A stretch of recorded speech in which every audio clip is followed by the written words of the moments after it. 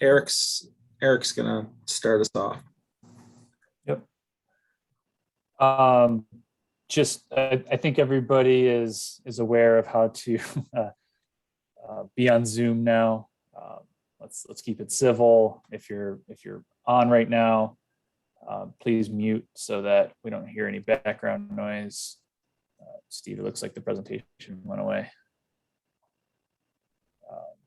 You want to go to the first 3 slides or some one about how if you want to ask questions, feel free to use the chat. We'll do that. There's a small enough group here that if you need to ask a question, just raise your hand and we'll try to get to you at a stopping point.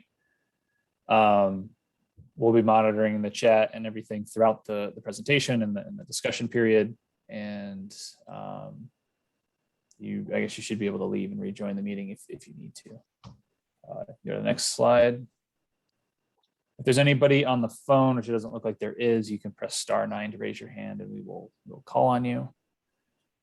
Otherwise, try to use the chat while we're talking, and we'll try to get to we can take breaks and get to your questions during those break times. Next slide.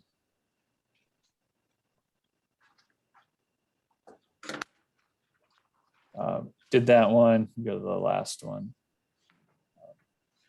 The summary of this meeting will be posted next week by Wednesday. This meeting is being recorded, so you'll be able to view this after the fact as well. And just be aware that your feedback is very important to this study, and we want to make sure that we're capturing it in an accurate way. So with that, we'll get started. Welcome to the 4th public meeting for the Lower Town Area Mobility Study. This is our final public meeting. We're going to be talking about this is the kind of the culmination of everything that we've been working on over the last 2 years, 18 months now, 19 months. My name is Eric Dreyer. I'm a transportation planner. I'm going to get us started. We have Steve Loveland, who's the project manager on this. Steve Deering is our lead traffic engineer. And then our 2 teammates from the city, Luke, who you see there, and Heather, who's not on the call yet. She may be joining later. This group here is kind of made up the majority of the team, and we're happy to be here. Go to the next slide. So you get started with kind of a little background on the project, starting with why are we doing a mobility study? Like, what is a mobility study? And Lower Town's a very unique place. It has a lot of residential and employment in the same area. A lot of people fighting over or competing for the same roadway space. And so what we really wanted to do was to create a holistic view of all of the transportation conditions in Lower Town. This considers all of the travelers, bus riders, bikers, walkers, scooter users, drivers, carpoolers.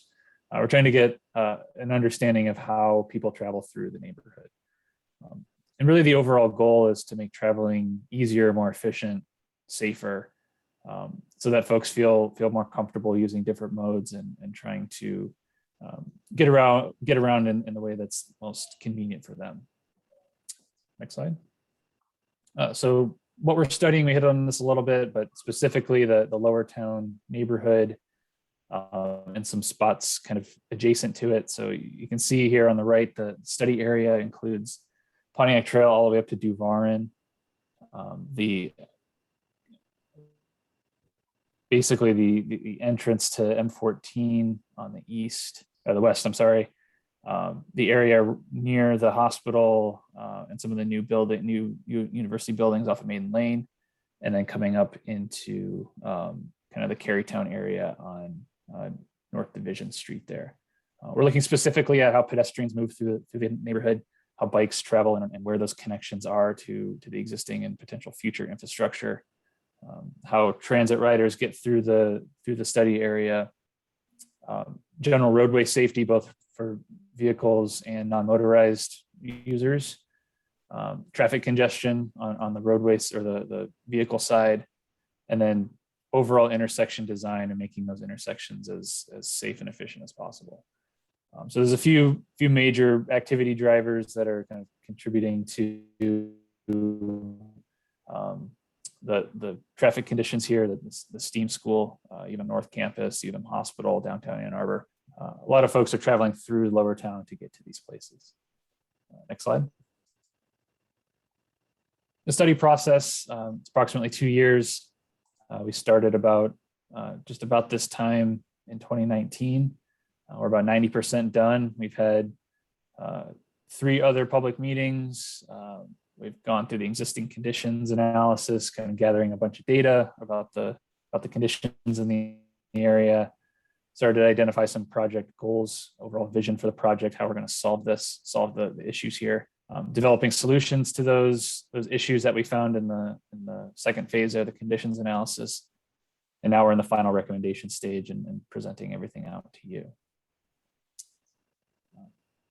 Overall, the general outcomes of the study are intended to identify ways to improve mobility for all users.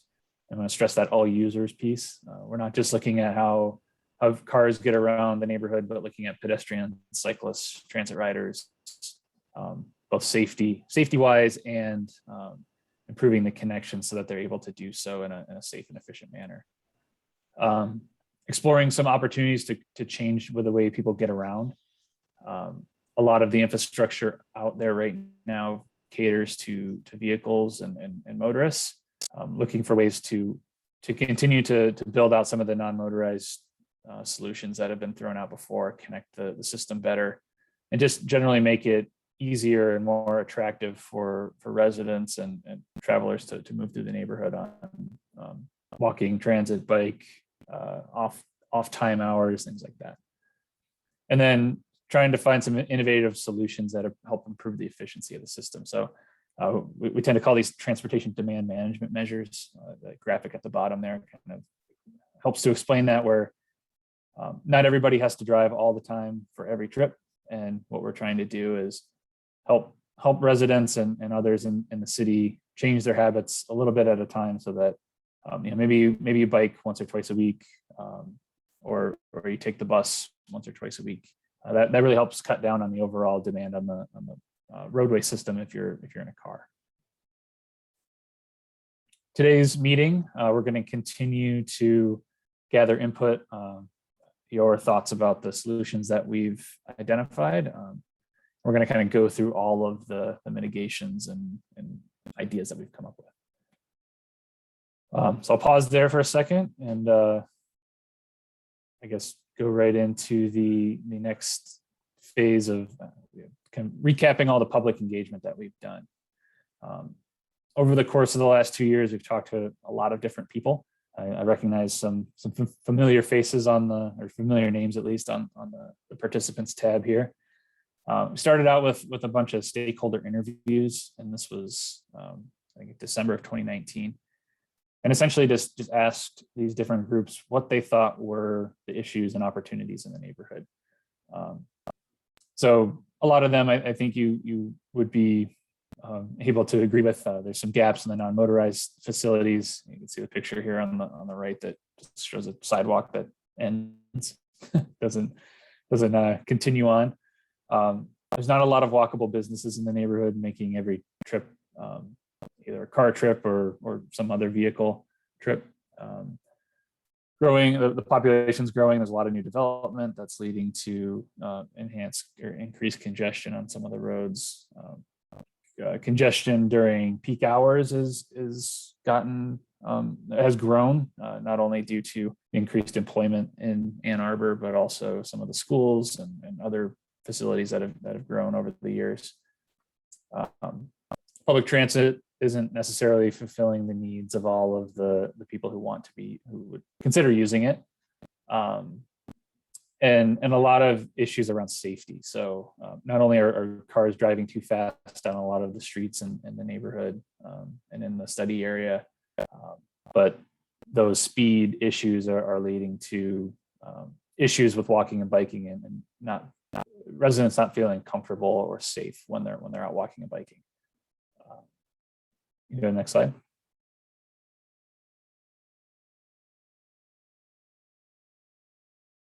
So over the last, I guess, 2 months or so, we've been doing virtual office hours, and this is a continuation of a previous virtual office hour session, group of sessions that we had, coinciding with the third.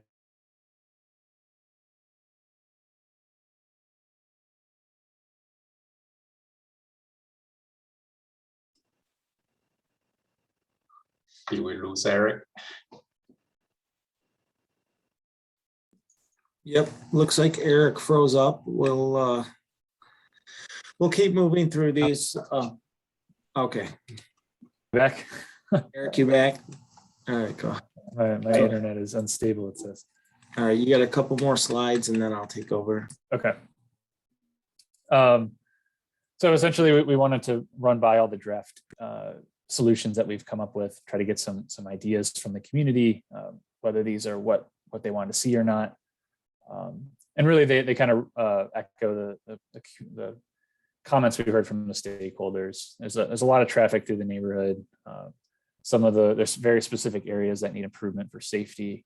A lot of the bike infrastructure, walking infrastructure is disconnected. And a lot of safety concerns around the school, especially with school-aged children who are coming to trying to cross the street in certain times of the day when there's a lot of commuter traffic. And then the idea of new development that's going in that's contributing to the traffic congestion. Go to the next slide.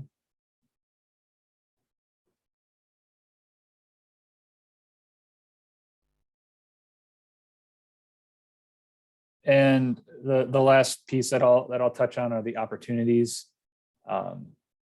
Some of the things that we've heard are ways to better access the things like the border-to-border trail and other non-motorized infrastructure, more visibility and better frequency on transit, adding some mixed use and additional retail to new developments so that every trip, or not every trip, has to be a car trip off-site.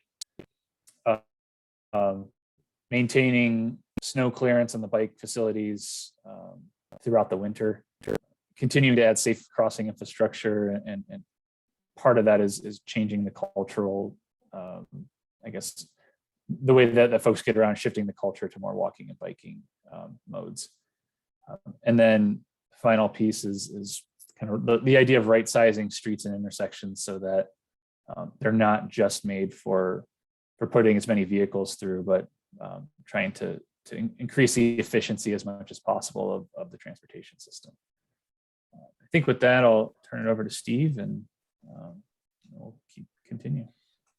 Okay, I'm going to go through some of the alternatives and recommendations that we've come up with throughout the study. As Eric touched on briefly, transportation demand and system management. So we do recognize that the lower town has high traffic volumes through the area, commuting through, a lot of traffic at intersections. So what we're looking to do is think of ways that we could reduce the amount of traffic in the area. And one of the big things is to make the non-motorized conditions better, fill in the gaps for the bikes, fill in the bikes gaps for the sidewalks, improve public transit. We've heard there's a need for more transit opportunities, more transit along Barton, transit up to the north to the new developments, opportunities for park and ride locations, additional park and ride. And those are some of the orange dots on there for opportunities.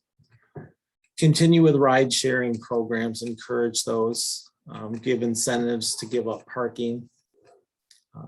There's already flexible work times, but continue to encourage flexible work times so the peaks aren't so busy and traffic is spread through the days. And then with developments being transit supportive.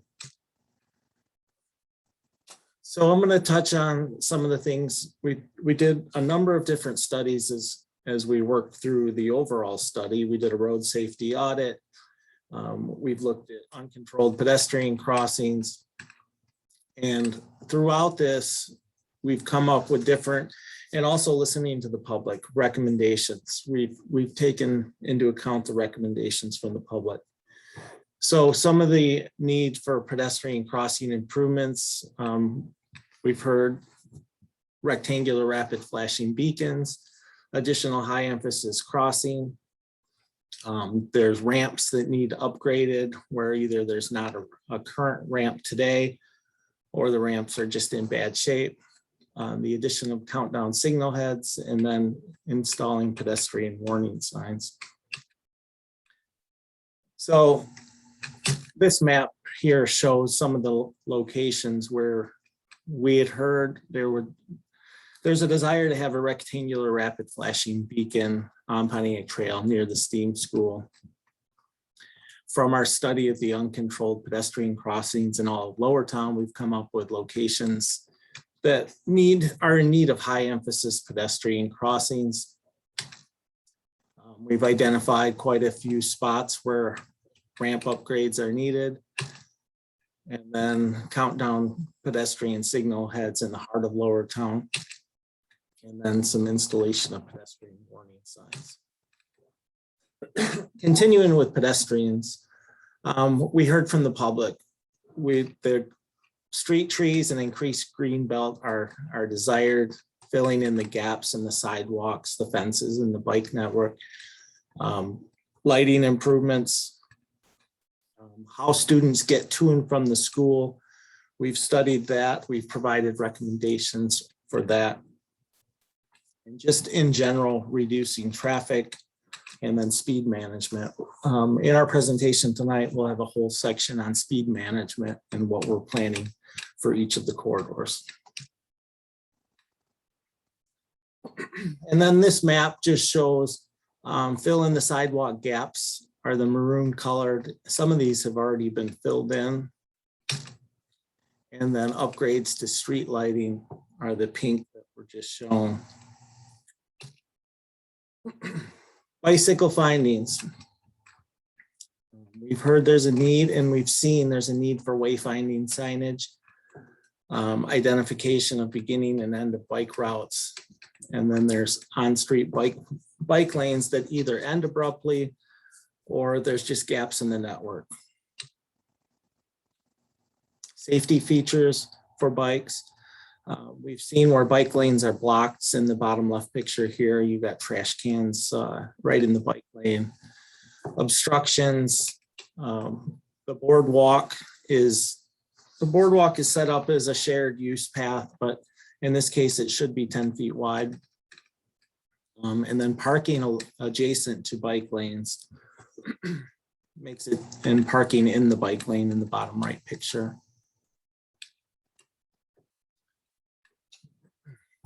So this map here shows areas where the beginning and ends of bike lanes are in green, where on-street bike lanes are recommended to be added in the lighter purple.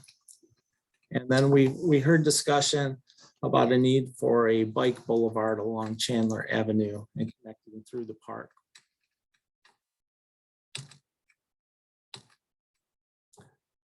One recommendation that fits with both pedestrians and bicyclists. This is along the south side of the Broadway Bridge, and the blue represents a potential ramp connection to go down and under the bridge. If you could connect down to the boardwalk below the bridge, then you would not have to cross pedestrians and bikes at the busy intersections on Broadway. They could just go down under the bridge and then get across and access the Cascades that way, or just get across Broadway.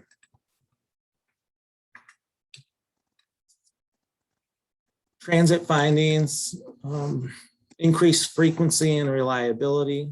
We heard a lot of this in discussions with the public. Upgrade bus stops for ADA compliance. There were a number of bus stops that didn't have pads. Additional park and ride opportunities has been mentioned. Eliminate bus stop conflicts. This was a specific location, but there was a parking space right where the bus stop was.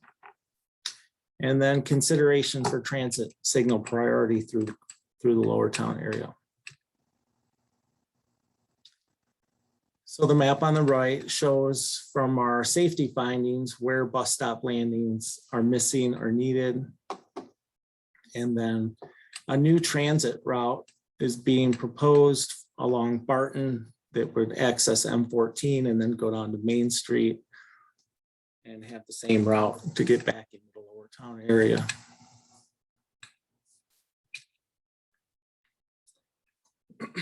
All right, we can take a break if there's questions here. Eric, did you see if there's any questions in the chat? Looks like there's one from Tom about the ramp area on the bridge. Is that, I guess, city owned right of way, or is it DTE owned property? Luke, do you know who owns this here? I do not know.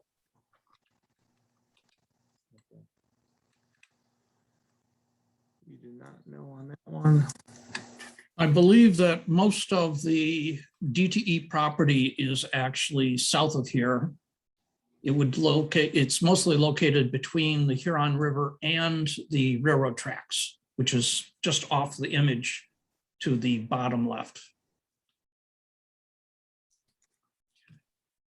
I guess it would probably be whoever owns that building there would be their property, but we can look into that for sure.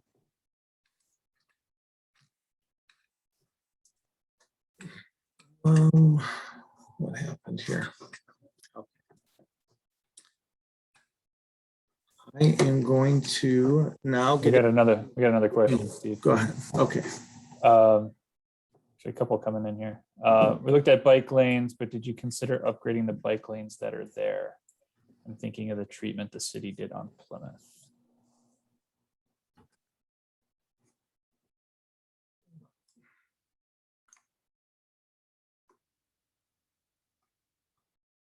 I'm not sure what is the question again? Did we look at upgrading any of the bike lanes to, I guess, a higher use, something like from a regular bike lane to a protected bike lane? I think is what they're asking.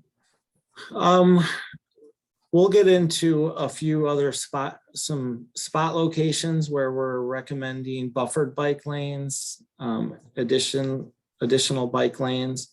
A lot of the bike lanes that are out there already, we didn't, due to limited space, we didn't take it much further than what's already out there, but we have some recommendations on buffered bike lanes in certain areas. Okay. From next question is great presentation. In the future, it would be helpful to have approximate costs versus public safety priority of these recommendations. And they like under the south side under the Broadway Bridge connector for the B2B trail or the trail there.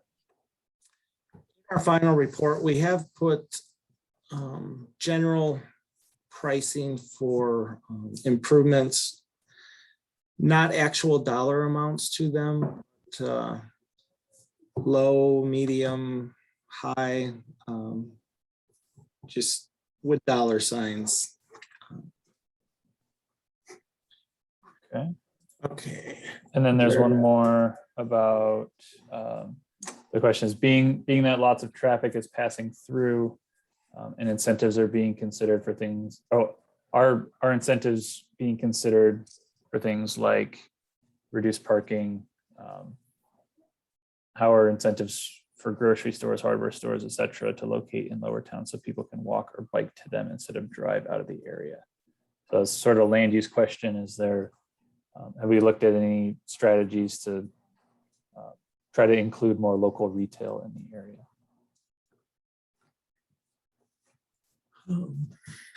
We've heard the discussion that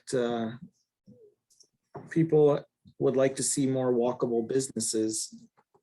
I'm not sure where your new grocery store is going to go.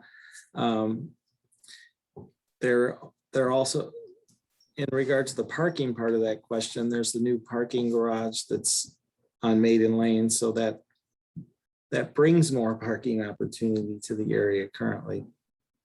Luke? Yeah, right.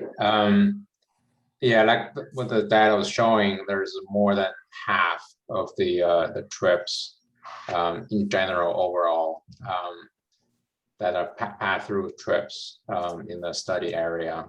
Those are a lot of those are commuter traffic to our understanding. Either they're headed to UM, or they could be headed for downtown area, or it could be some other trips that just use this area as pass through. But this is a very good question as to land use. So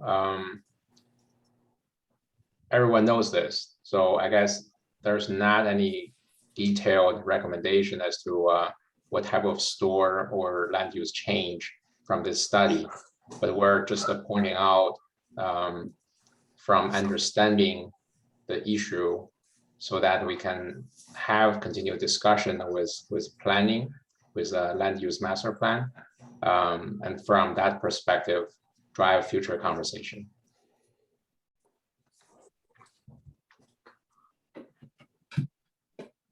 And I think that's sort of answering the follow-up question about there's an old gas station next to the cafe that could be an amenity to use instead of having to drive out of town, and that sort of gets at what we were just talking about. Okay, I'm going to move on to some of the motor vehicle findings, infrastructure improvements. A lot of these came up early on in the study when we did our road safety audit, but there were some pavement marking improvements, some old signs in the area. A lot of these were just safety improvements that could help throughout the area. Pavement condition. There was guardrail that needed improvements, potential for signal modernizations up to the latest signal standards, electric vehicle charging stations, and then intersection specific treatments that we're going to get into in a little bit. We've also heard a desire for driver technologies, changeable message signs, which could help to get people around Lower Town if there's traffic backups, speed management and warning signs. And then we touched on this earlier, but transportation system management and demand management techniques. All right, high congestion intersections. These high congestion intersections, they not only affect vehicular traffic, but it makes it difficult for peds and bikes in the area. So what we did is we looked at the high congestion intersections, we did traffic modeling, and we looked for solutions at these intersections that would serve the needs of all users. Based on our traffic modeling, we know that Plymouth and Barton was showing delays, the M14 interchange. Up at Duvarn at Pontiac Trail, vehicles are having a hard time getting off of Duvarn out on the Pontiac Trail. Based on observations, the Pontiac at Barton Drive intersection is very busy, especially during the morning peak hour. The heart of Lower Town, Maiden, Broadway, Mohr Street is probably the busiest intersection. And then Maiden Lane at Fuller. That intersection's been studied many times. So I'm going to get into some of the alternatives, things we've looked at, issues at each of these locations, and where our recommendations are heading. The Barton at Pontiac Trail, deficiencies that were identified. We've heard that on-street parking at the intersection on the west leg is an issue. As you get the morning traffic coming through and there's a car blocking the lane, There'd been complaints about that. There's large delays eastbound in the morning. And then on that west leg of the intersection, there's no bike lanes. So you're on the east leg, there are bike lanes, they're on the west, there were none. So improvements that we looked at, does the eastbound or that west leg of the intersection, does that need an eastbound right turn lane? It could help with vehicular delays, but how does it impact the peds and the bikes? It doesn't allow for a bike lane then. And it gives you a larger area to cross if you're a pedestrian crossing the street. We looked at if you could fit a mini roundabout in there. That would cut vehicular delays by more than 50%. Hey, Steve, just a quick comment. Is that based on existing volume or future volume? That was based on existing volumes. I'm sorry, we'll get into future volumes here in a minute. Also, Luke, is this out there still today? To my understanding, I think so. Okay, so as a temporary fix, this temporary bump out here, this eliminated the parking close to the intersection. So now that west leg acts as a single lane. And this was put in to look at, is this something permanent that we would want to put in there?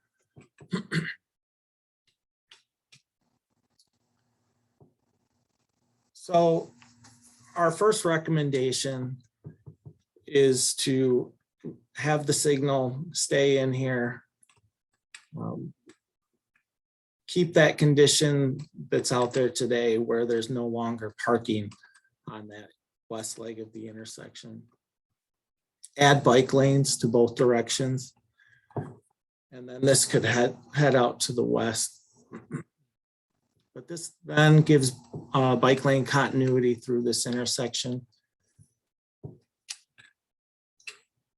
And then looking into the future, north of this intersection, there's new developments going in. And what we're seeing into the future, this bottom line here, existing southbound traffic in the peak hour was 628 today. In the future, it's going to be 996. So we were looking at what could we do for vehicular traffic at this intersection. We looked at different things with the signal, and we looked at this mini roundabout. Both of the options have some problems with vehicular traffic into the future. Our recommendation was that in the long term, you would most likely be better off with a mini roundabout for vehicular traffic and to get pedestrians through, because it would be just crossing a single lane at a time. Now that's our recommendation.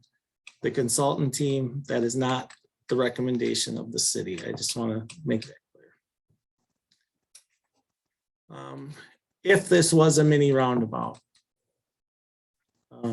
bikes can leave the roadway and could get up onto a pathway that would get you around the roundabout, or they could stay in the lane and travel through, similar to the roundabout at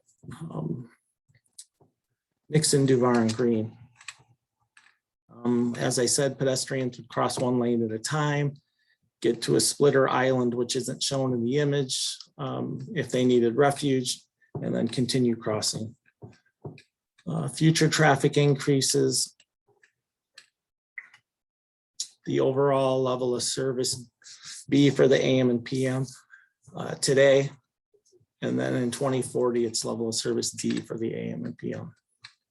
But again, I want to say that was the consultant team recommendation, not the city staff. The next location I'm going to talk about, Broadway Division Beeks.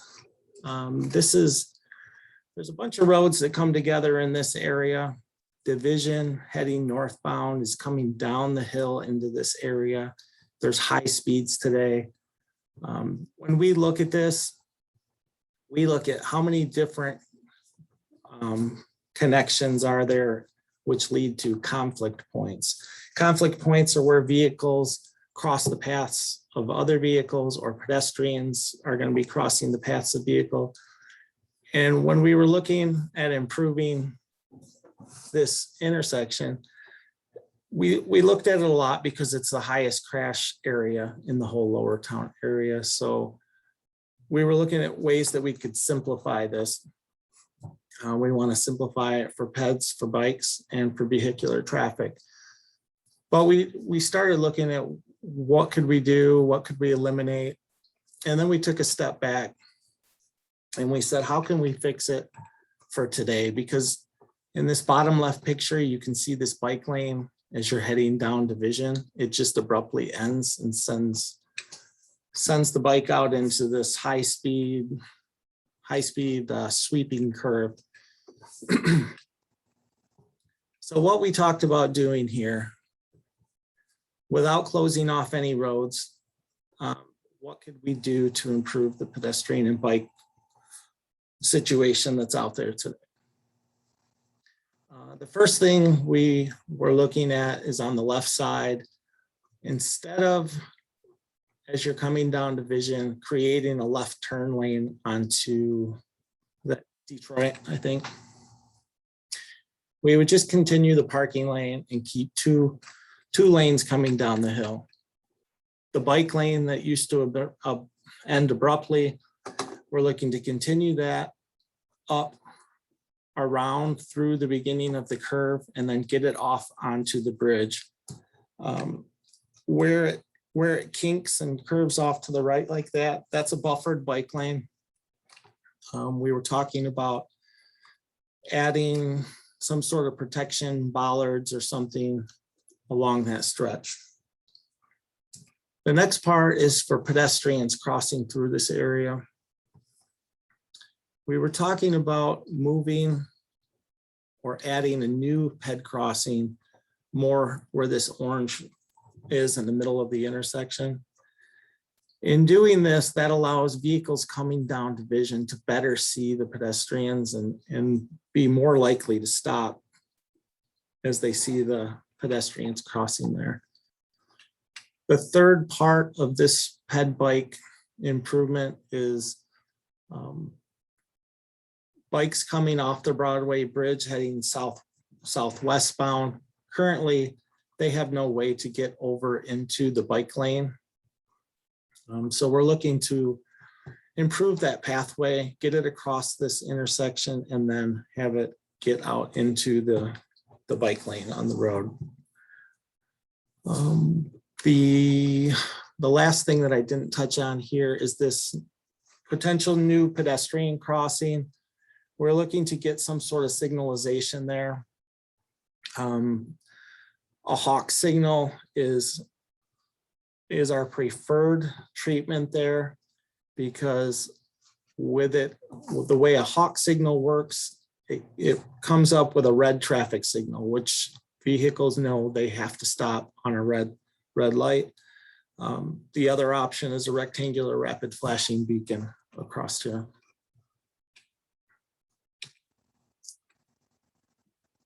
I'm not going to get too deep into this because we had a bunch of different alternatives of potential roadways we would close off. The one I'm showing here, I think simplified or reduced the conflict points the most. But in doing that, we would have to take it a step further and see, if you eliminate these movements, where does traffic go and how does it impact other areas outside of the lower town? Is there any questions on these exhibits at this point that we should hit on, or keep moving? No questions specific to it. A lot of good comments about the roundabouts and the addition of the bump out at Barton and Pontiac. There's a comment I think either you, Steve, or the other Steve could elaborate a little bit on speed limits for Division. I know we talked about this the other day about how speed limits only work to a certain extent, but sometimes they need to be kind of designed better, right? I can take a stab at that. One of the reasons that we're going beyond that recommendation A, which is just looking at bicycle and pedestrian improvements and considering some sort of a fundamental geometric change, is that this particular junction was on our radar screen because it was high crash. And speed was only part of that equation. The geometry in and of itself has a lot of conflicts, which requires a lot of drivers' attention and any kind of distraction to a driver, and they're likely going to result in some sort of a conflict that leads to a crash.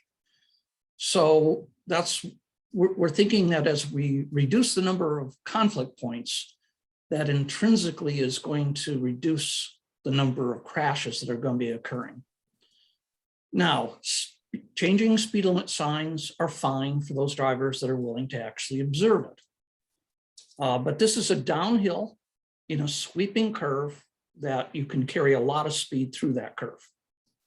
Even if you started at the top of the hill at the speed limit, unless you ride the brake the whole way down, you're going to be going much faster before you get onto the bridge. If we were to get rid of some of the conflicts, especially that connection from Summit up to Detroit, that would give us room to literally kink the road and make it a sharper curve rather than the gradual curve that it is today. So we can introduce geometry that would reinforce the need for drivers to slow down. So reducing the conflicts, which will result in fewer crashes, and then being able to change the geometry so that the geometry itself helps slow vehicles down, are the goals for whichever version of alternative or recommendation B that the city might want to consider. Thanks, Steve. I just want to reiterate that all of your comments in the chat are being recorded into the kind of meeting summary. So all of this stuff is going to go into the final report and will be taken into consideration. Okay, I'll pick back up. We're back at Pontiac at Duvarn. And what we've heard at this intersection is with the new developments and the high speed of traffic coming from the north and south through this intersection, it's difficult for vehicles to get off of Duvarn on the Pontiac Trail. And our analysis of the intersection showed that there are delays for vehicles trying to make that movement. We here are recommending a roundabout over a traffic signal. A traffic signal is warranted, but we are recommending a roundabout. And the biggest part of recommending a roundabout here is as part of the speed management. There's high speeds coming from the north. Entering a roundabout, you need to slow down approximately 15 to 20 miles an hour on all approaches. So that will slow people down as they're entering into the lower town area. We analyze both the signal and roundabout for vehicular traffic, and both will work fine. But the big thing, again, is reducing speeds.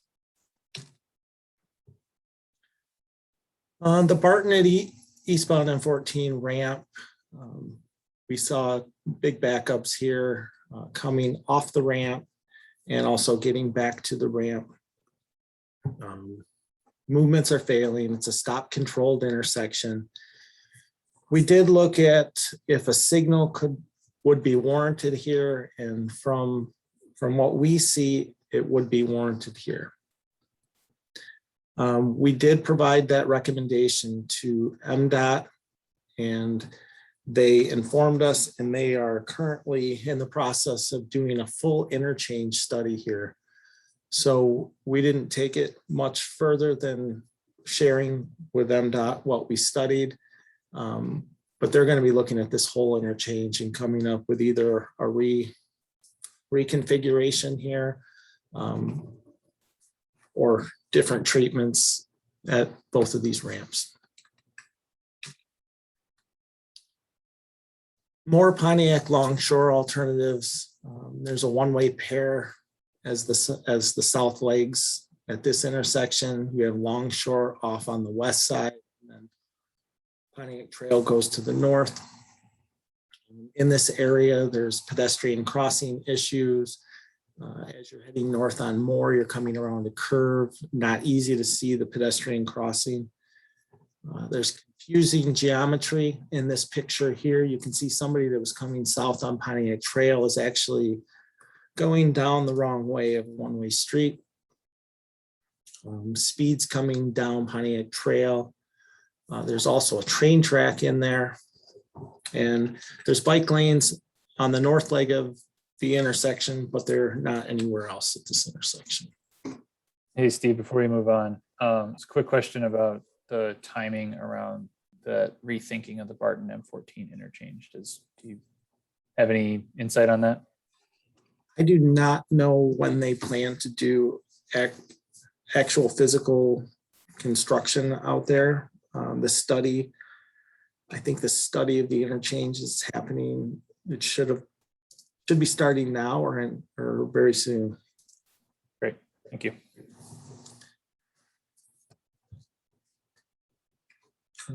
Okay, so at this intersection, we came up with some alternatives. Most simply just enhancing the pavement markings. Then we looked at eliminating the movement from Mohr onto Longshore by putting in a bigger island. We also have in the bottom right corner, enhancing the islands and still allowing the movement. And then we've also looked at a roundabout at this location.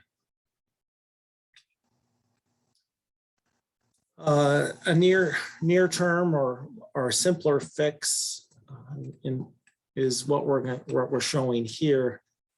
And this keeps the parking lane along Mohr. It would add a buffered bike lane. There's a buffer, so the bike lane can come up Mohr, have a buffer, and get into the existing bike lane on the north part of the intersection. The green dots just represent that we could have bollards through here. We're looking at having northbound Mohr be under yield control. It could get rid of the flasher that's out there today. And I think that covers that. The second recommendation here is a roundabout. We feel that a roundabout, it simplifies the intersection. It improves the pedestrian safety for crossing. We'll be crossing only a single lane at a time. Again, roundabouts reduce speeds 15 to 20 miles an hour through the roundabout entering. Keeps all the movements. And what you see on the Mohr leg is the potential to turn that road into a two-way.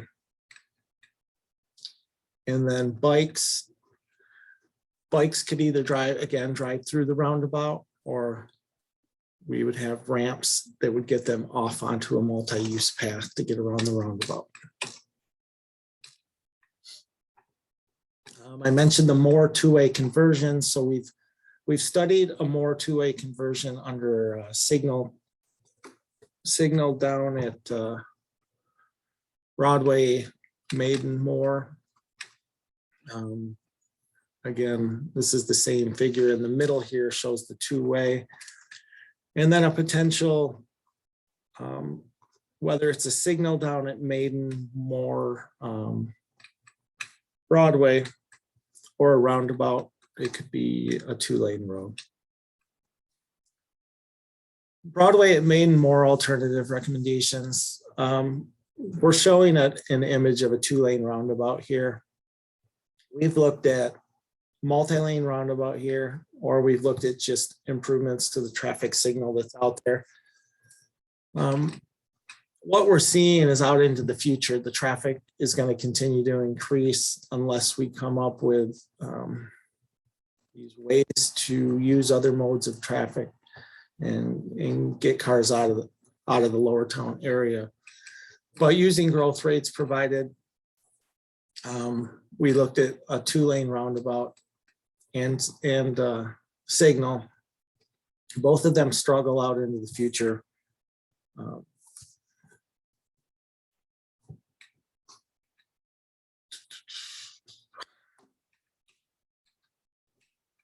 The other thing with a roundabout, when you have 2-lane roundabouts, a lot of times the pedestrian crossings need to be signalized to get across 2 lanes at a time.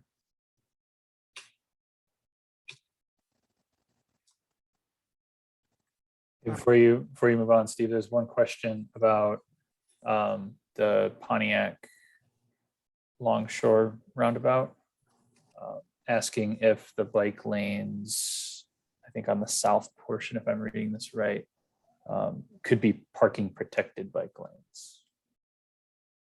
So have parking next to the curb and then the parking, or the bike lane next to the curb and the parking would be outside.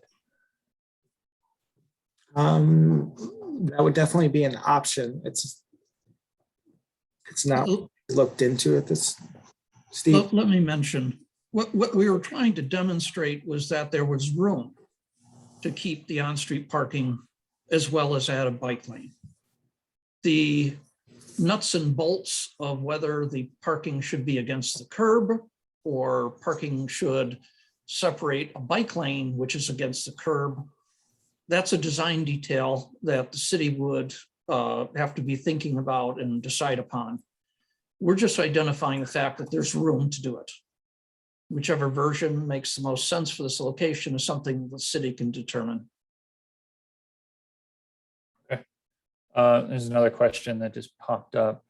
Have you thought about encouraging Barton traffic to travel down Pontiac Trail instead of further down Barton Road past the school to reduce congestion by the school? When we, a portion of the study was doing a travel demand type look at what traffic is doing. And most of that traffic that's coming off of M14 onto Barton and continuing on to Plymouth is actually heading up. A lot of them are making the left turn on Plymouth and heading up towards North Campus. So I really can't imagine how you could entice them to turn south on Pontiac Trail and then them having to double back and get back onto Plymouth and go northeast again. So based on the patterns, that traffic in front of the school, that's mostly people heading to the northeast part of Ann Arbor. Great. Thanks.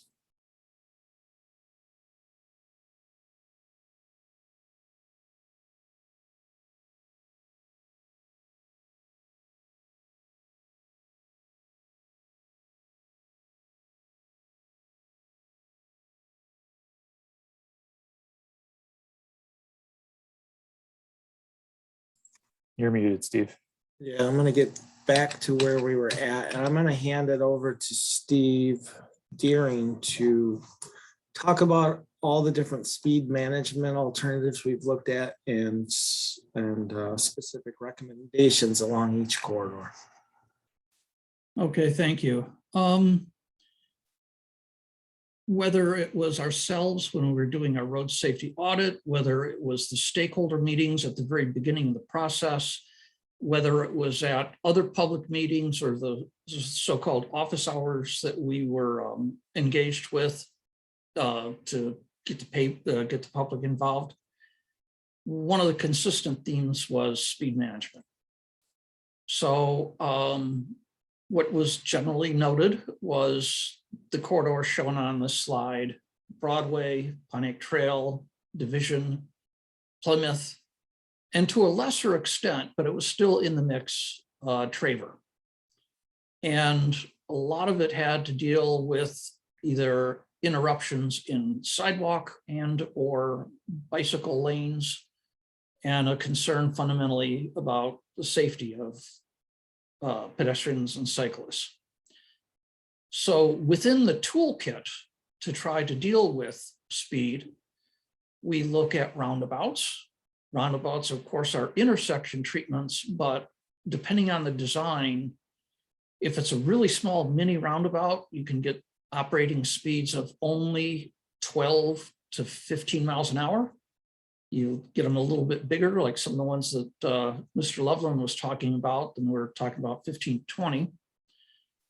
Beyond that, median islands, which have a dual effect of a psychological impact to drivers, because now they're in a more confined area, as well as if they can be easy, these median islands can also be combined with refuge points for pedestrian crossings. Neck downs are especially valuable when you're trying to delineate parking lanes, because with a neck down, a pedestrian at the side of the road is actually closer.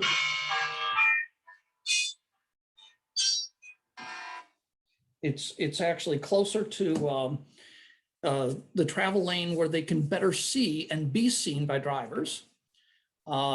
On-street parking has a very noted effect on vehicle speeds. There is the radar actuated speed signing, some of which are already out in the area.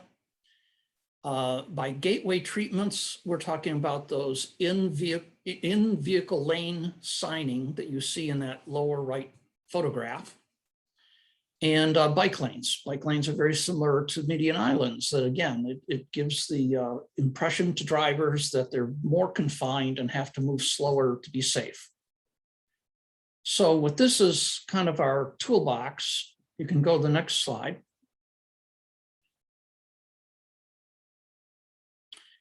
And we basically identified locations where roundabouts would make sense. There were certainly areas that needed more radar speed signs. Other parts of the study indicated that additional ped crossings were needed, which means they should be properly marked and signed. Some of the locations make a lot of sense to have the gateways. And again, that whole idea of lane reduction, that would be on Pontiac Trail from Longshore to Swift. So what you're going to see is there are two slides sequentially. This is Pontiac Trail, the southern end, and north is actually the right edge of the Google Earth image. So we've taken a otherwise north-south road and kind of laid it flat so we can see as much of it as possible. So a roundabout possibly at Longshore and Mohr, another roundabout at Barton, and in between, we've identified where there are existing ped crossings, one of which has a gateway treatment. There's an existing radar sign, but that's for southbound, so we've identified a new location. I'm sorry, the existing is for northbound. We've identified a new location for southbound.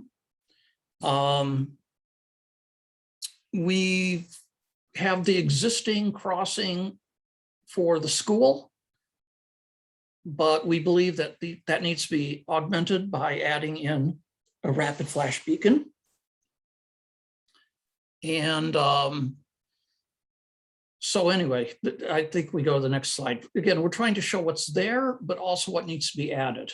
So with the next slide, now we're at that stretch where there's a lot of development happening. Again, we have a radar sign in one direction, but not both. So we're looking at adding. In this case, it'd be adding for northbound to complement the one that's already for southbound.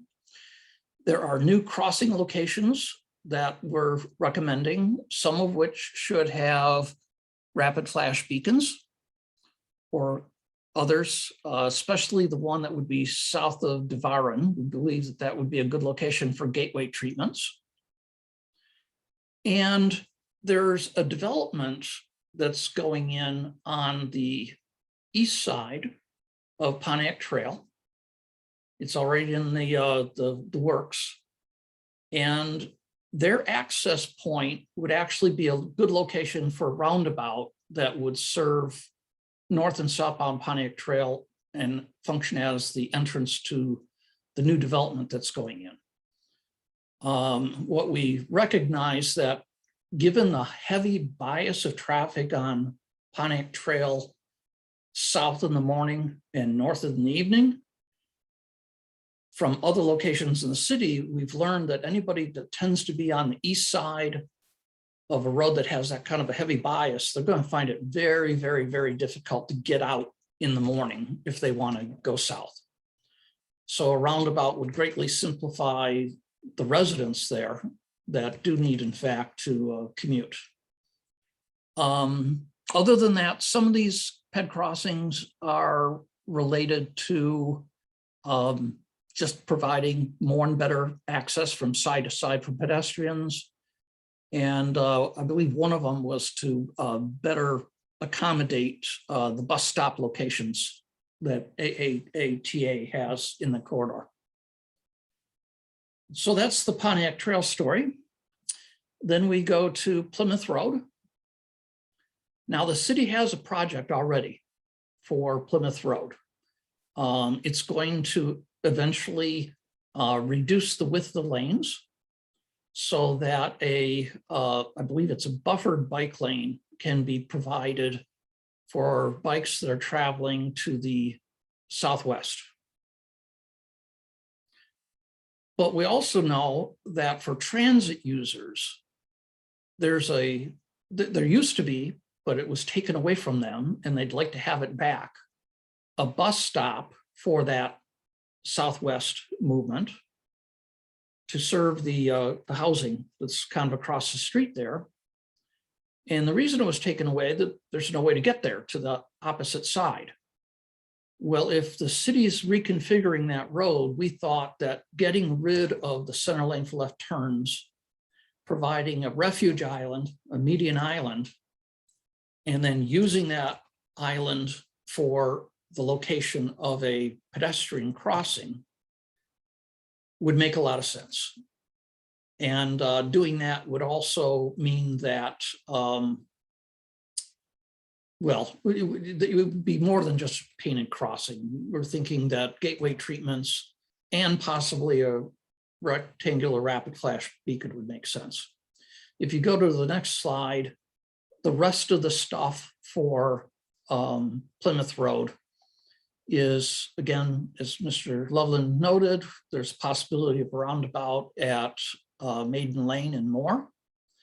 There's some existing crossings. We believe that we need to be showing a new radar speed sign coming out of Lower Town northbound and south of Barton as you're going into Lower Town to get everybody recognizing, need to be going slower. That's, I think, it for Plymouth. Then we go to Traver. The speeding complaints we heard about Traver were also related to the fact that there is that block of Traver from John A. Woods to Barton that does not have sidewalk on either side of the road. The topography is very tough. The road is on a downgrade, and it works out that the northwest side, the land is way high compared to the road. Then there's the abrupt drop to the road. And then on the southeast side, it starts falling away again. And trying to build a sidewalk with the topography is going to be extraordinarily expensive for the city. But it's also a very wide pavement that allows for on-street parking on both sides. And the many times that we've been out there, we saw practically no on-street parking on this segment. Other parts of Traver, yes, but not necessarily this segment. So our thought was that we could reduce the width of the pavement. And depending on how much you want to reduce that width, you can either put in, and it would probably all be coming off of the northwest side. And in that, what used to be road pavement, you can then either provide for a wider multi-use path to be used by pedestrians and bicyclists, or a standard sidewalk, and then keep the road wide enough to then also add an on-street bike lane for that southwest movement. And the reason we were deciding these types of improvements need to be on the northwest side is because that puts you on the same side as the school. So this could be a reasonable walking route for the school, as well as better serving general public. And then beyond that, we saw that there were a couple speed humps that were existing, and there were only 2 of them.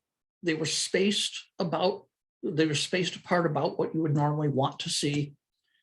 But then once you got further to the southwest, speeds tended to pick up. So we were thinking there were a couple more locations either side of the railroad track that would make sense. And the railroad track isn't the smoothest, so it's kind of its own built-in speed hump. So that was the type of treatments that we were looking for Traver Road. And what do we have next? Just Yes. a few questions if you want to take Okay. a breather. What do we have here? One of them was related to a speed table on that section of Barton. I think we maybe had talked about that in the office hours, and well, I guess wondered what your thoughts are on a speed table, like maybe at the intersection at the blanking on the name of the street just west of Barton there. West of Barton?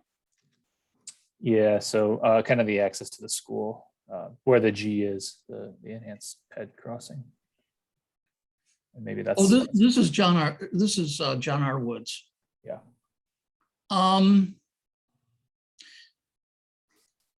I normally really like speed tables that you can do for an entire intersection. Yeah.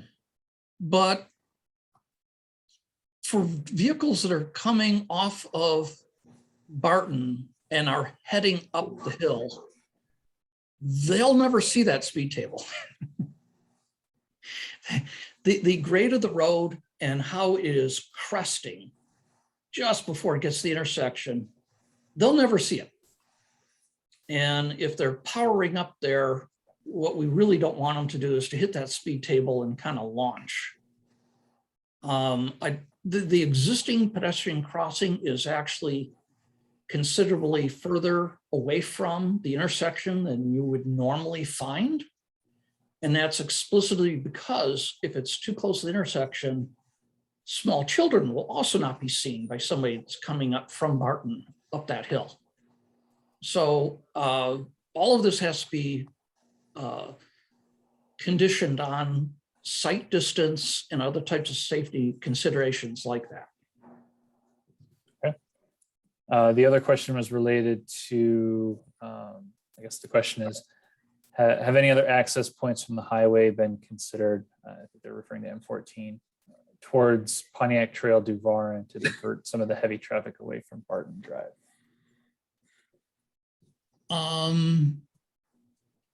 Quite a number of years ago, the city had a different consultant do a study that I believe is called the Northeast Study. And it looked at the whole issue of freeway access on the entire northern arc of Ann Arbor. M14, where we are, all the way across the north border down to like Plymouth Road. And it was looking at where are the interchanges and do they make sense being there? And there was no suggestion that I'm aware of.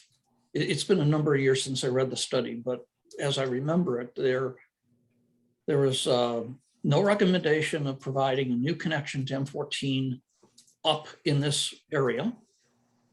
And part of that had to deal with how the the junction between M14 and then US 23 in both of its directions, how it's that kind of strange directional type ramping between those two freeways.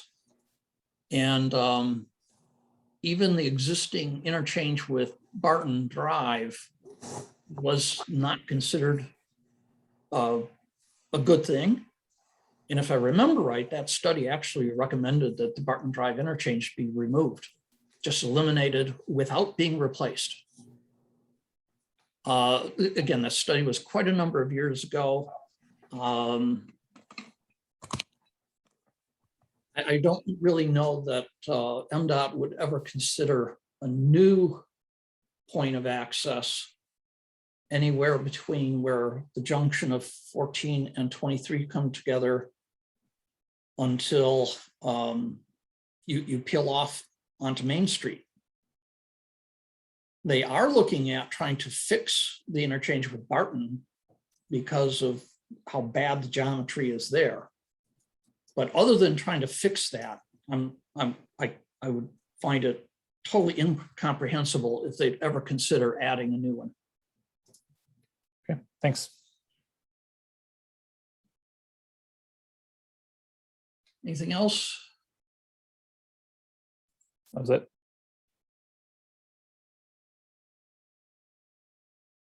Okay. Next, we've got Division and Broadway. We're actually showing the Broadway portion. I believe I saw in the chat, somebody was saying something about, do something right away. Maybe we need a radar speed sign. Yeah, we thought of that. And in this image, you can see that we're looking at one in both Broadway heading toward Carytown and the northbound Division before it gets to the sweeping curve and then onto the bridges. So we're looking at radar signs being installed for both of those locations.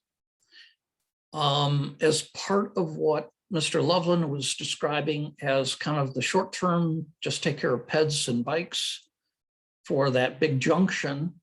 It didn't really show up on his drawing, but I just want to reiterate the fact that we are looking at a bump out or a curb extension at Detroit to better define that we are only 2 travel lanes, not 3 like it is today. And we're extending the parking to just short of Detroit. Then we want to have that curb extension to say this is it in terms of on-street parking before you get to that Detroit intersection. And the same sort of thing could also be done at Swift and Broadway. The pavement widens, and that's where you have a conflict between one parking stall and the bus stop. So we are looking at a curb extension that would basically provide a bus turnoff. And call that good enough for that one. And then this is the rest of Division as we head toward the downtown. You're seeing again, it's the same radar sign before you get to the curve. This one, because the other one was a little cluttered, this one is showing that middle of the intersection between Division and Beeks, the ped crossing. This is saying a rapid flash beacon, but at the time we were kind of toying between the two. This is probably a better hawk location than a rapid flash beacon. Other than that, I'm showing where all the existing ped crossings are. And it's hard to see, but we also identified some curb extensions that can be put in. It would be the northwest corner at Catherine. Either side, and I'm sorry, I don't remember the name of this road. And then at northwest corner of Kingsley. So there's some curb extensions here. And again, the radar sign, rapid flash, some sort of ped crossing that's protected by signal at Division and Beeks. So that's the kind of things that we identified for Division. And I think that's it. Yeah. Okay. I think we're up to date on all the questions unless more come in.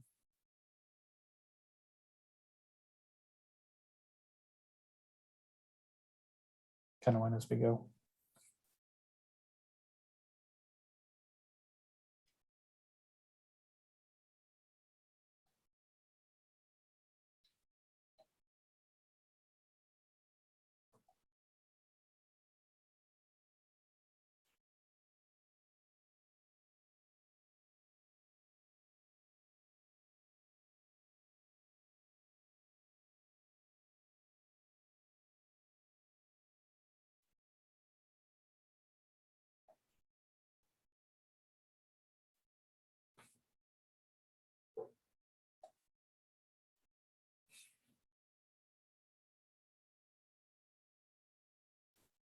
Well, if others come in, we can continue. So there was a question about, just came in, we're going to mention buffered bike lanes. Specific question was about possibly making the bike lanes on Pontiac buffered to make some room for when people put their trash cans out, as well as narrowing some of the wider lanes on Pontiac Trail.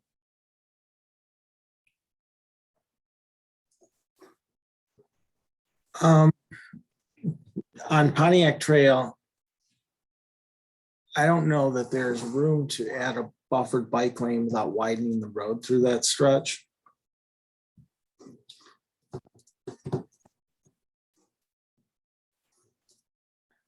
Okay. And what happens next now that you have identified the solutions? Well, what we've been doing is working on a final report that we're pulling together. This will go to the city. The city will then, Luke, I don't want to speak for you, but they will either agree or disagree with some of the recommendations and then begin implementation. In terms of the general workflow, once the city receives the final set of recommendations, knowing that there are still some items that are still being worked on, these will get, I guess, screened as to the feasibility of building those. The two roundabouts proposed, one at Barton Pontiac Trail, the other one is Broadway and Maiden Lane. Those two have very significant concerns to both feasibility as well as how they really operate. So I guess from that point, there will be a set of final recommendation from the study that's in combination with the consultants as well as city staffs. And once we're at that step, we'll be seeking different opportunities for implementing these measures. Smaller items such as sign upgrades or the intermediary upgrades to Mohr Street, the alternate cross section. Those can get installed in the relatively shorter time frame, and larger projects such as roundabouts at Duvarn and the southern one on Pontiac Trail at Longshore and Mohr. Those two will be seeking external funding opportunities to help the construction of those. There are certainly other measures such as travel demand management and transit, new fixed service transit routes. Those categories we need to coordinate with stakeholders of the study, AAA. So I guess this study is really the type of this study is in between a typical planning study and engineering study. There are elements of this that are directly implementable.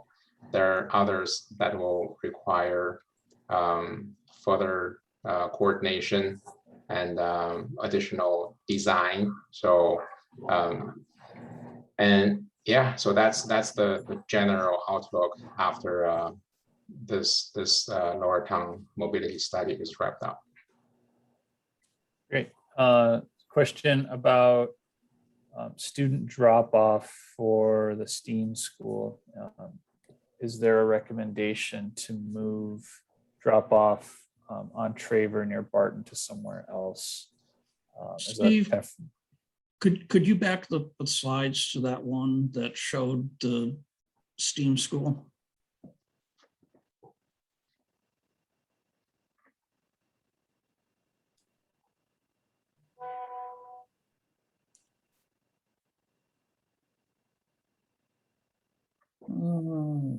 There it is. Okay, top right corner is an image of the school. There's very little of it shown on Traver, but it's mostly the west side where the park is. The parking lot that they have behind the school is very poorly laid out. And they could fit a lot more vehicles in there if they just change the angle of the striping. However, that's where buses are, and we don't ever really want to mix parents and buses. As staff parking, that's fine, but never parents. So we've identified the fact that they could provide a new loading zone that would have a driveway access to Pontiac Trail. And that should be large enough to accommodate the surge of parents doing drop off and pickup. So yes, we did consciously look as part of our field review. We saw the activity of parents trying to drop off and pick up directly on Barton in front of the school. And because they're not allowed in either of the parking lots for the school, both of those are denied to parents.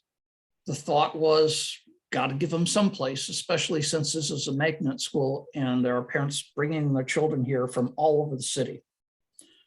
So it was considered, and this has been communicated to the school district for their consideration.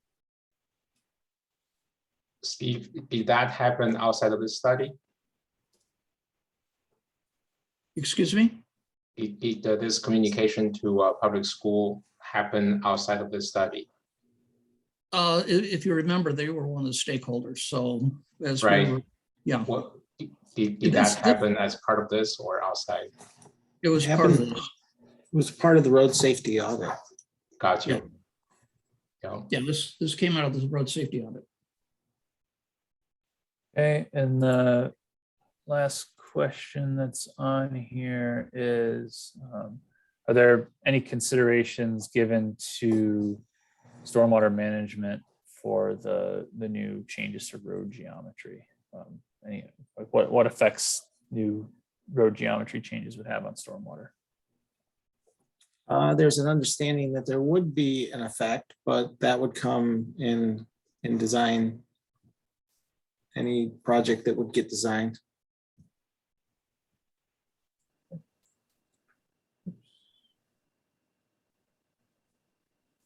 Okay.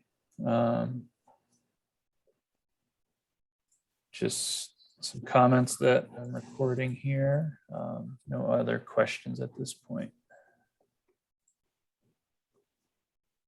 Yeah, I would like to provide a comment for, it seems like there are quite a bit of concern for the drop-off proposal.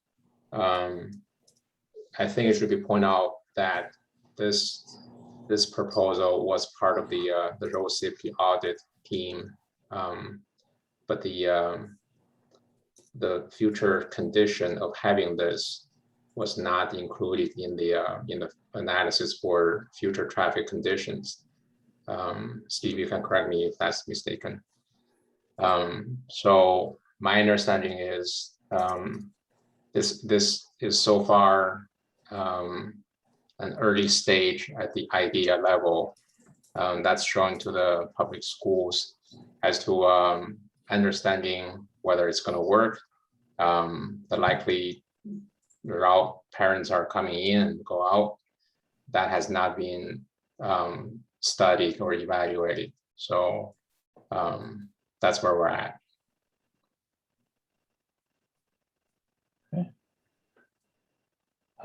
Some more questions.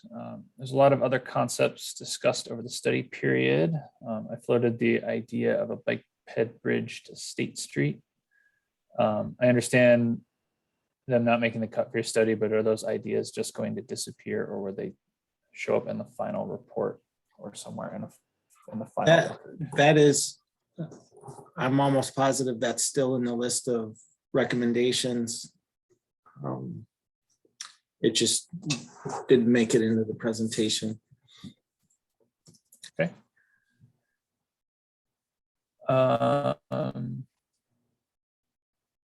Tom, can you elaborate a little bit on your question? Are you discussing the school drop-off or the State Street Bridge?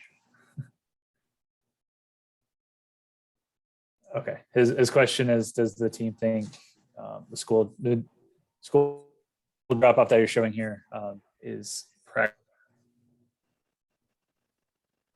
I'll just say this about the school. We had probably 15 slides of presentation of options of things that the school could do to improve safety. This exhibit showing this potential new loading zone, it was just one of the things that was presented. I don't think the school supported it, and I don't think city staff supported it. And we haven't taken it a step farther to do any type of traffic analysis on it. So we're not pushing hard on that. There were other recommendations that the school did like, but. Okay.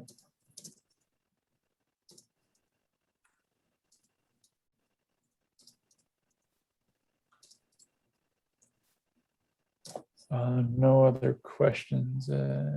Okay. One about, I guess there's some questions or I guess questions about elaborating on this. Elaborating on all the recommendations we made, those should be on the project website still, Luke, the road safety audit. And at least the PowerPoint, I believe.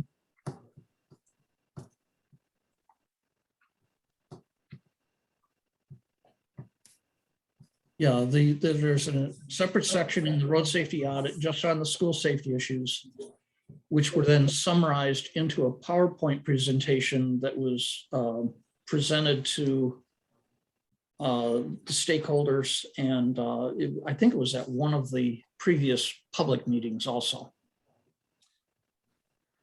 So I just would like a little more clarification on what people are saying about the school. It's clear people aren't in favor of a new loading zone off of Pontiac Trail. What are people proposing, or what's a recommendation that someone has about a drop-off zone? What we also saw when we were out there is that just north of that, what was drawn in that exhibit, that circle just to the top of the picture, there's a lot of drop off right there. And the people that live on that street get a lot of traffic through there with drop offs. If anyone wants to unmute and speak, they can.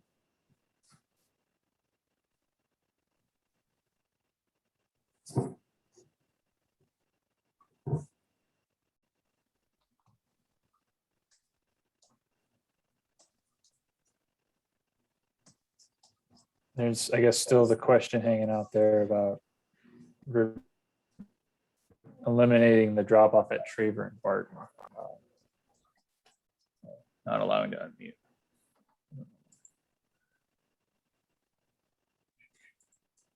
People should be able to unmute now.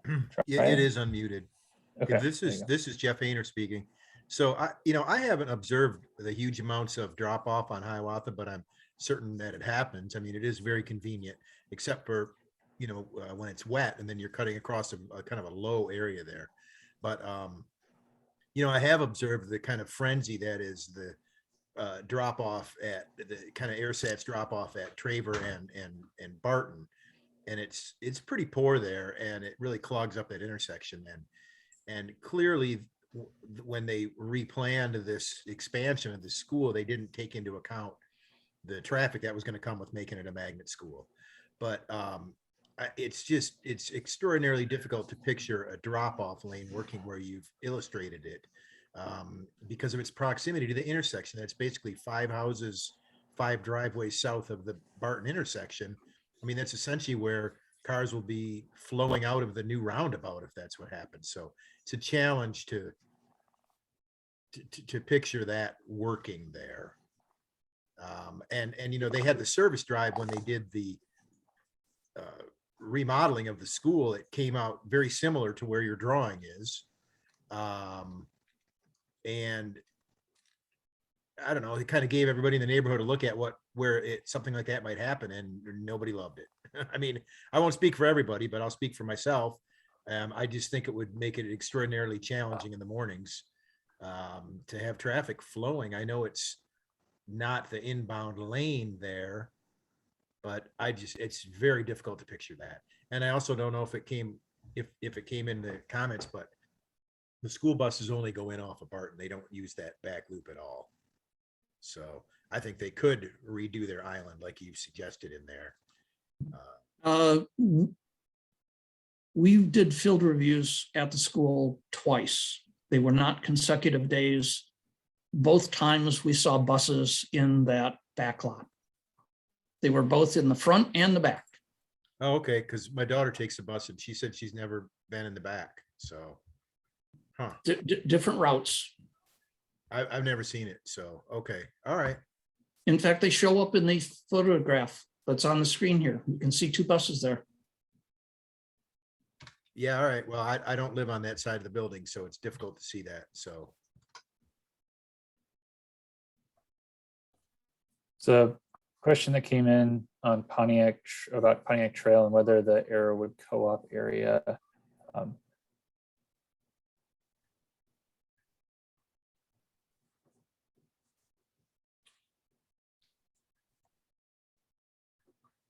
Arrowwood.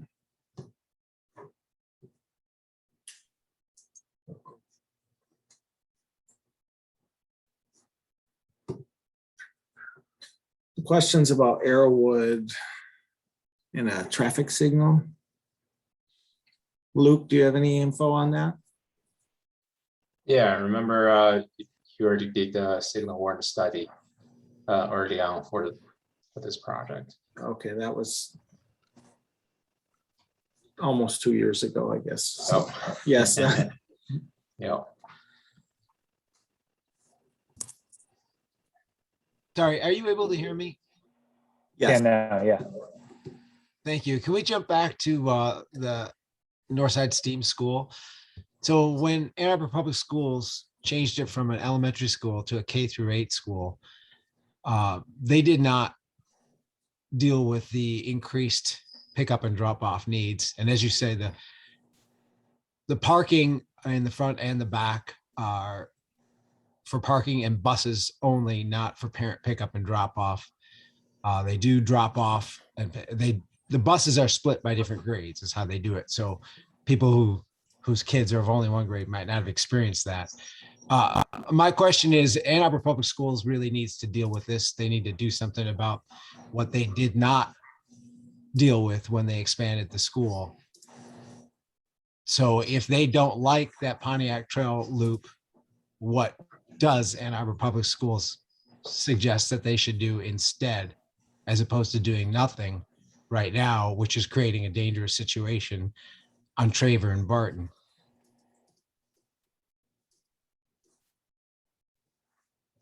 Can we get a recommendation from AAPS to pick some, you know, if you've given them 15 slides of solutions, can they pick something at least? Or can you make a recommendation so that we know that something is being proposed? as opposed to nothing. Okay, we'll have to revisit our recommendations from the school. Steve, I'm not sure if you know where that stands in the report right now with the school recommendations.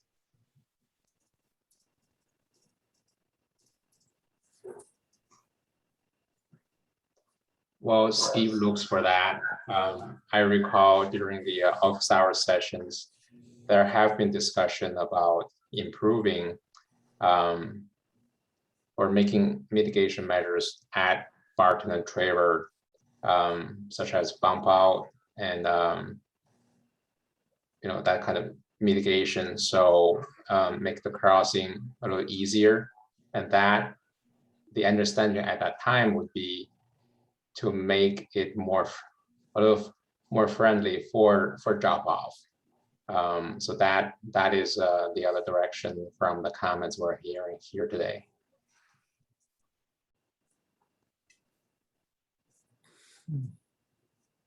What I want to add to that is that of all the recommendations that we identified for the school, some of them were literally on site for the school, like that the parking lot behind, just changing the angle of the parking stalls would allow them to get some more parking back there without impeding the ability of buses to be back there. There were some suggestions that dealt with the drop off and pickup on Peach Street and Taylor, and some signing as it applies to their frontages to all of these streets. And of course, the most significant was, of course, the loading zone that we were suggesting. And the proposed location of that driveway would have been farther away by a matter of maybe 100 feet farther away than the existing distance between Barton and Starwick, north on Pontiac Trail. So as a consulting team, we didn't think that that spacing was particularly close to Barton. But again, it's up to the school district to resolve what they want to do. We were just providing them with our experience in dealing with school safety for 40 plus years. And I think everybody would agree that it's incumbent on the school district to try to figure out what they need to do.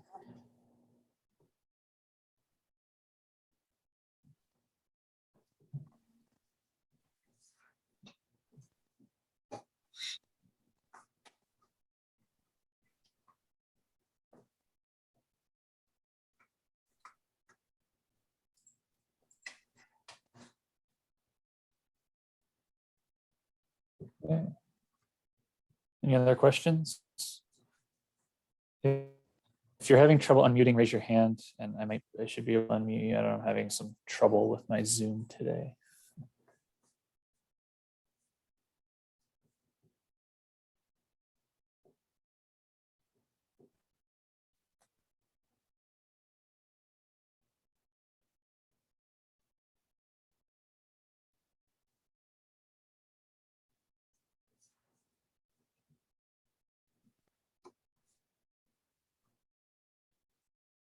It's like Jeff. Go ahead, Jeff. Oh, yeah, okay, thank you. Yeah. So I guess this is two questions I've asked, and one's related to this potential future drop-off loop. So there's two main storm sewers on Pontiac between Barton and well, I mean, it goes, there's only every bit of runoff from that schoolyard comes down the sidewalk and across the street from my house and into one of the storm sewers. And so, you can imagine, like, they would have to make real good improvements before they let all that impervious surface run into the storm sewer that is basically 60, not even 40 feet north of where you got it shown in that drawing there, right?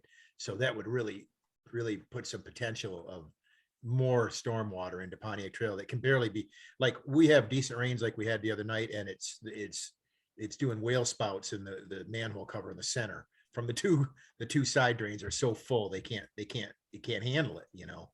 There's nothing between, there's one storm drain between Taylor and Pontiac Trail on the school side, and there's one between, well, it's just up north, just south of Taylor on the other side. And so it's really overwhelmed in this area. I've spent the last 26 years with a pitchfork I leave in my front yard so I can rush out there and clear them so the driveways don't flood. So that's why I got to the stormwater management issue. I've been driving around town in the rain the last couple of days, and I've seen many, many examples of where we've done bump outs or pedestrian, we've changed the curve radius, or we've done this or that, you know, ADA ramps downtown and so on, where it's changed the geometry of the curbs and it has changed where the stormwater flows. And so in one case I saw it, I have an amazing picture that it was basically running down a street, and instead of, it was being diverted by this bump out up and into a ADA ramp, and thereby into the corner yard of it was a business, but it was into the corner lot. And you could actually see how the lot was washed out by this happening constantly since that curb cut was put in, or that curb bump was put in. And so I'm concerned that in an attempt to improve conditions for, you know, mode share, we're creating other conditions that are, you know, harmful and wouldn't be allowed under our regular planning ordinances. I mean, I couldn't change the geometry of my yard so that my neighbor got all my runoff, you know, and nor should the school be allowed to, and nor should the city be allowed to. So I just wanted to put that out there.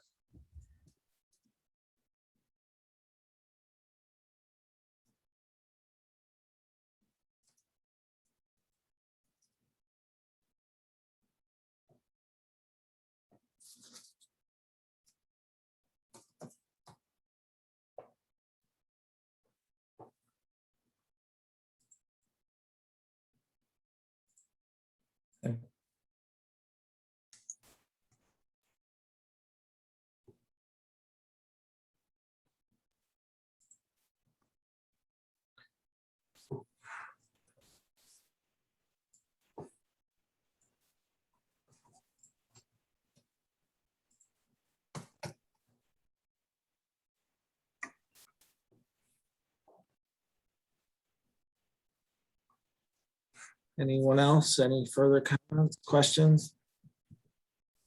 Looks like there was a, I guess, agreement with that point from Ann Bannister in the chat. New chat question. There's currently a left turn lane prohibition for southbound Pontiac turning on Starwick except for buses. Any chance we could consider allowing cyclists to make that turn?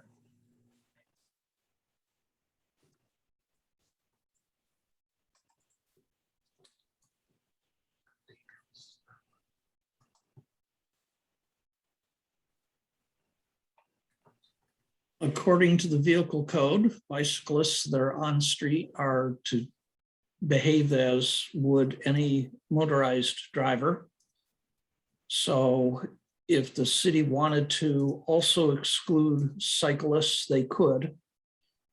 I'm assuming that there's a traffic control order that enacted that left turn prohibition. So the traffic control order would have to be edited to allow that other class of vehicles, basically cyclists, if the city so desired.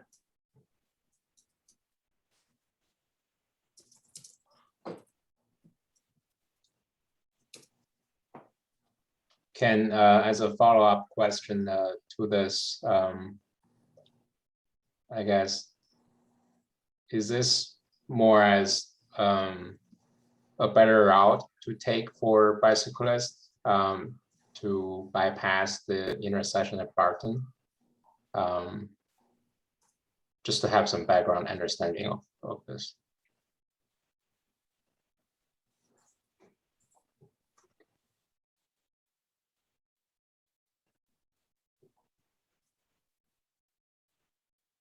Okay. Yeah. Oh, here, let me see if I can get him to unmute. Try it now. It looks like they're unmuted. Can you hear me now? Yes. Excellent. Yeah, so that is because there's a lot of students now going to be moving into the one development just north of my neighborhood on Pontiac Trail. As a cyclist going to North Campus, it's always been a pain, I thought, to make the left turn at the very busy intersection of Pontiac and Barton, when you could conceivably go on the neighborhood street of Starwick to get to Barton, to get to North Campus. It's just a way to give cyclists an opportunity to avoid that very busy intersection if they're going to North Campus. Thank you. That's very helpful.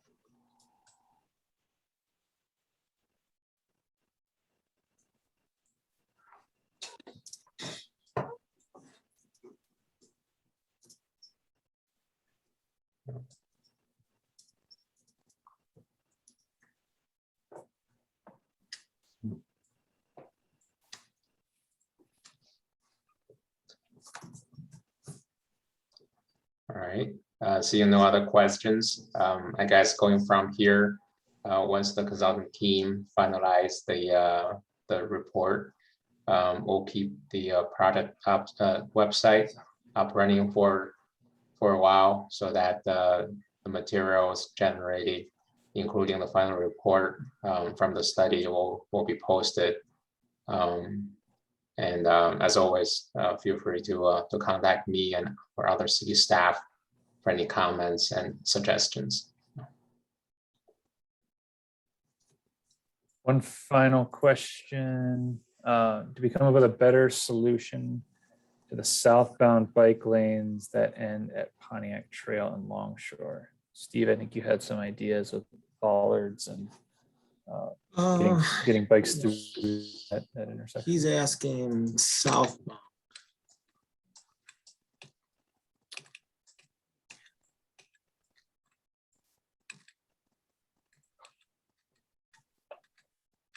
What we were looking at is the one-way portion of Pontiac Trail south of Longshore and Mohr. It's one-way, 2 lanes, and they're wide 2 lanes. So we were looking at changing it to just a 1 lane with an on-street bike lane. Yeah, but keeping it one-way south to Swift. We did, yep.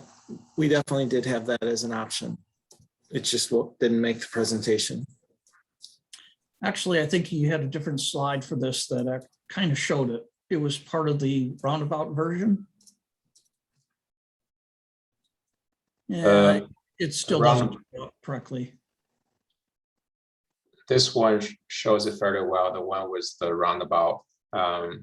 So as a follow-up comment, a roundabout here, this future project, when it happens, it's very likely that a couple other projects nearby would have to be associated with this one. So one side product would be having Mohr Street becoming 2-way, and the intersection modification at Broadway and the Maiden Lane to receive the traffic on southbound Mohr. And the second one being for Pontiac Trail going inbound past this roundabout. That's where we'll have the opportunity to change the cross section on Pontiac Trail to provide protected or buffered bike lanes here. So the idea is that for the general inbound service, where we're having both Mohr and Pontiac Trail and Swift available, depends on where the users are headed. For people headed toward the medical campus, the better option would be use southbound Mohr. If users are headed to downtown, they'll still have Pontiac Trail and Swift available. Great.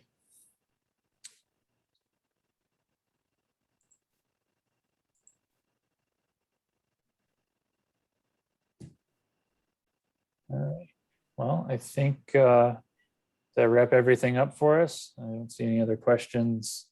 It's like folks are starting to drop off. This will be recorded, or has been recorded. It'll be posted at some point. I'll leave that up to Luke, and we'll have this the notes and everything ready, summary for you as well. So to be able to review it in ad nauseam. Appreciate everybody's time, and unless there's anything else, I think we can end the meeting.